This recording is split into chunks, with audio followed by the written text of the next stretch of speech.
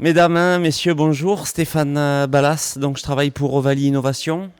C'est la société chargée de la recherche et développement de deux groupes coopératifs, donc comme Anne vous l'a spécifié rapidement tout à l'heure, que sont Maïsadour, plutôt basé dans les Landes, et Vivadour, donc le Gers et tous les départements limitrophes.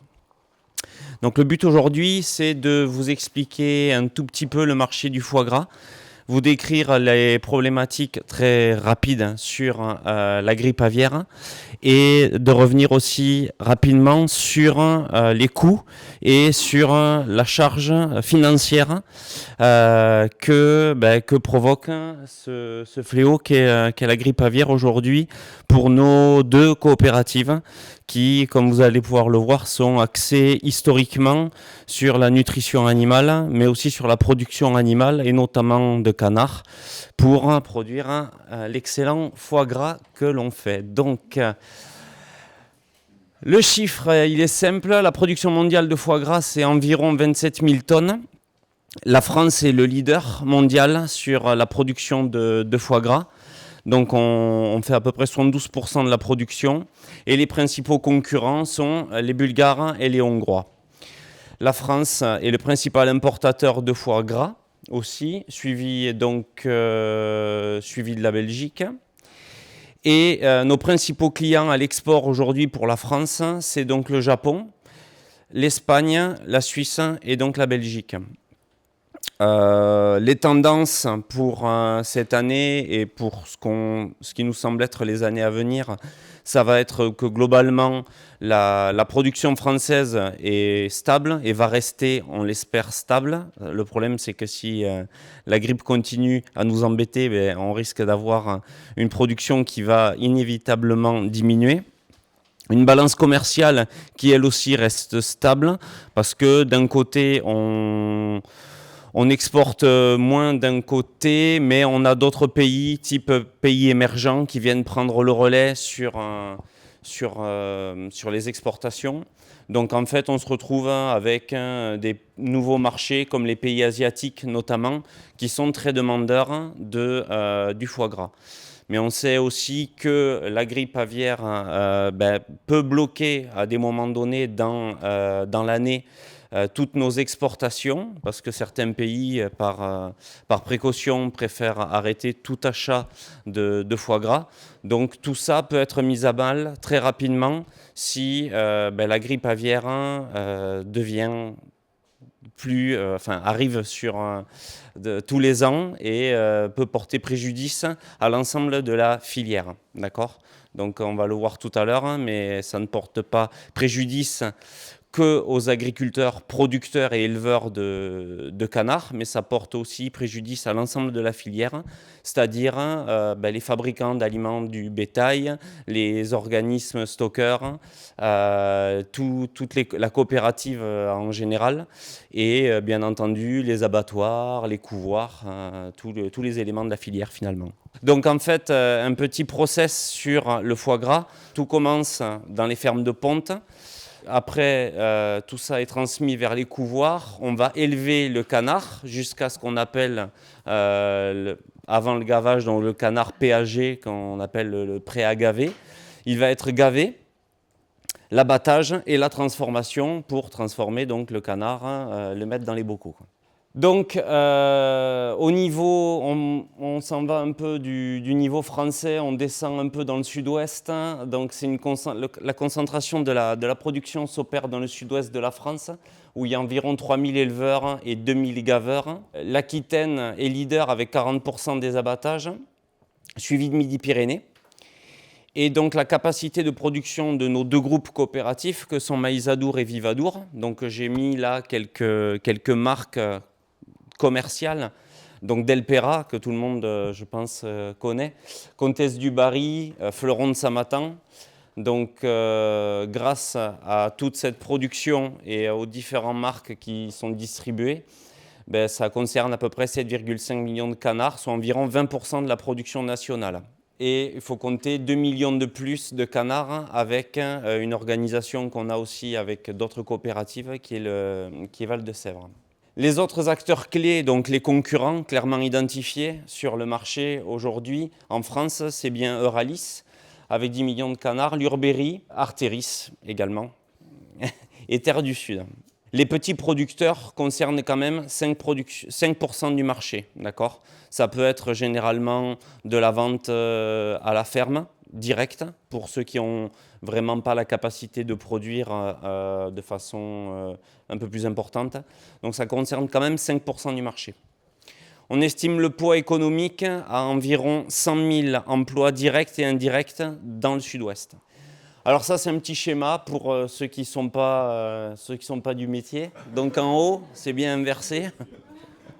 Les œufs, les cantons. Donc tout ça, après, ça, on va mettre des cantons dans des bâtiments, d'accord ? Dans ces bâtiments, on va les faire, on appelle ça la période de démarrage. Et après, on va donc la période sortie de démarrage où on va avoir les canards qui vont être très généralement dans des bâtiments, mais aussi dans des parcours extérieurs. Et c'est là souvent que se pose le problème qui peut être la contamination avec la grippe aviaire. C'est toute cette partie en élevage extérieur. La plupart des élevages aujourd'hui, après le démarrage, jusqu'à arriver au pré à gaver, se situent en bâtiment, mais aussi à l'extérieur. Le canard, il a besoin d'aller dehors, d'accord, d'être dehors, d'être en contact avec l'humidité, donc il a besoin de sortir. Le canard prêt à gaver, alors généralement ça peut être sur la même exploitation, mais souvent donc ce sont deux producteurs qui sont différents ou deux métiers un petit peu différents. Donc après le canard qui est prêt à gaver, à peu près 80 jours, il est envoyé au gavage. Et alors là, donc c'est le gavage jusqu'après l'abattage et donc la transformation. Donc quelques petits mots sur la grippe. Donc on sait que les vecteurs de propagation, ils sont nombreux. Ils peuvent être changeants d'année en année. Cette année, principalement, c'est les oiseaux migrateurs qui propagent la maladie. D'autres oiseaux, le déplacement des personnes et des rongeurs. On a le vent, l'humidité. Et effectivement, on peut avoir contamination aussi durant le transport des animaux et de l'aliment qui est fourni aux animaux. L'impact économique pour Maïsadour et Vivadour, en 2016, on l'a à peu près évalué à 10 millions d'euros. Donc ça concerne la destruction et l'abattage. Là aussi, c'est important. Ce n'est pas que la partie psychologique ou financière pour l'éleveur, mais il y a aussi toute la partie destruction de matière pour les coopératives. Donc clairement là-dessus, nous on ne touche rien. Autant les éleveurs sont dédommagés, mais les coopératives, eux, ne touchent rien. Donc c'est l'arrêt des couvoirs, des abattoirs, des usines de transformation, tout le personnel qu'il faut gérer pendant ces périodes creuses. Des licenciements éventuellement, mais en tout cas un arrêt et une coupure de l'activité à ce moment-là. Donc l'arrêt de la production d'aliments aussi, comme je vous disais tout à l'heure, toute la filière est impactée. Donc des aliments qu'on produit d'un côté avec des céréales qu'on collecte auprès des agriculteurs, qu'on va transformer en aliments, qu'on va donner aux canards par la suite, toute cette chaîne finalement est impactée. Et donc les usines d'aliments doivent trouver d'autres débouchés pendant ces périodes-là. Donc quand vous avez des formulations, d'accord, qui sont établies depuis longtemps, des organisations qui sont faites pour produire à tel moment de l'aliment pour les canards, là, du coup, on se retrouve avec une réorganisation brutale et souvent de nouveaux marchés à chercher. Enfin, grosso modo, une perte de valeur ajoutée à ce niveau-là. Des abattages massifs de canards pour donc pouvoir avoir des vides sanitaires.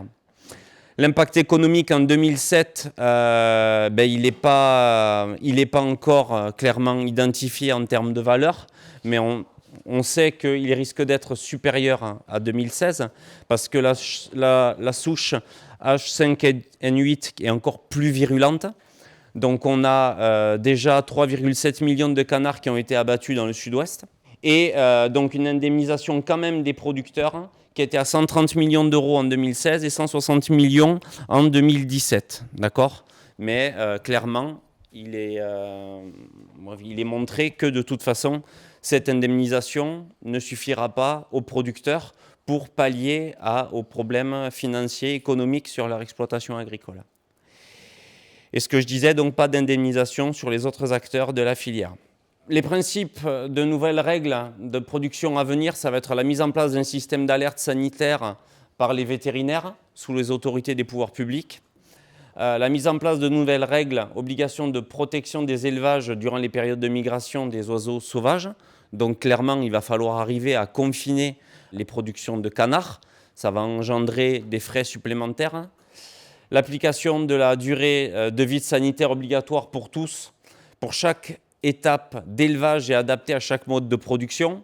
Ça, c'est les textes. Après, comment ça va pouvoir être mis en place dans la pratique, je ne sais pas du tout.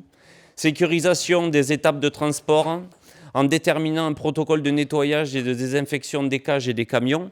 On sait que tout ceci est véhiculé principalement par les fientes. Donc il va falloir nettoyer, désinfecter les camions en sortie d'élevage, limiter la présence de personnes étrangères à l'élevage bien sûr, dans les locaux. Donc tout ça, ça va amener des frais supplémentaires et des contraintes énormes pour l'agriculteur.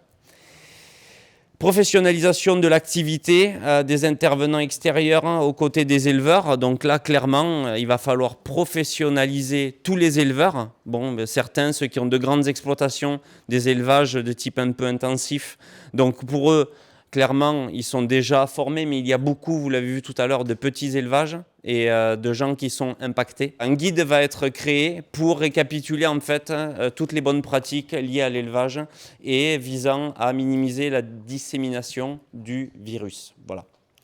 Merci.